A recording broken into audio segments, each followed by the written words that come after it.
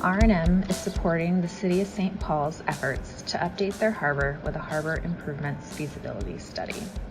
The city's economy revolves around the fishing industry, helping meet international demand for various species of Bering sea crab and halibut. The harbor is essential to the efforts to meet this demand and the continued economic vitality of the city. The feasibility study outlines alternatives, options, phases, and costs to replace, upgrade, and expand the St. Paul Harbor to meet current and future needs. Probably the most interesting thing is the fact that it's so remote.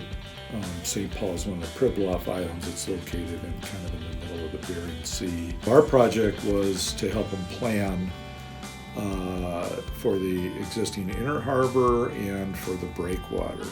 What we did is we looked at what they would do for the inner harbor facilities. We started by putting new fenders, modern energy absorbing fenders. So we showed a combination of dolphins and a few smaller docks for the inner harbor facilities.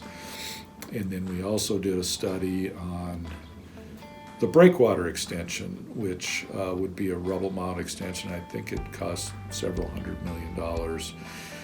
But we had a coastal engineer look at that, and we can show that it would provide a much greater benefit to the wave climate inside of the harbor. As part of this effort, R&M developed and submitted a port infrastructure development grant to help the city fund the needed improvements identified in the study. Because it's a federal grant, there are a number of key components that you have to go through. So there's addressing NEPA concerns, so any sort of environmental permitting and review, understanding what's probably going to be required because of the in-water work, and then also some of the other pieces. We worked with another firm on a benefit cost analysis, showing that the project is cost effective.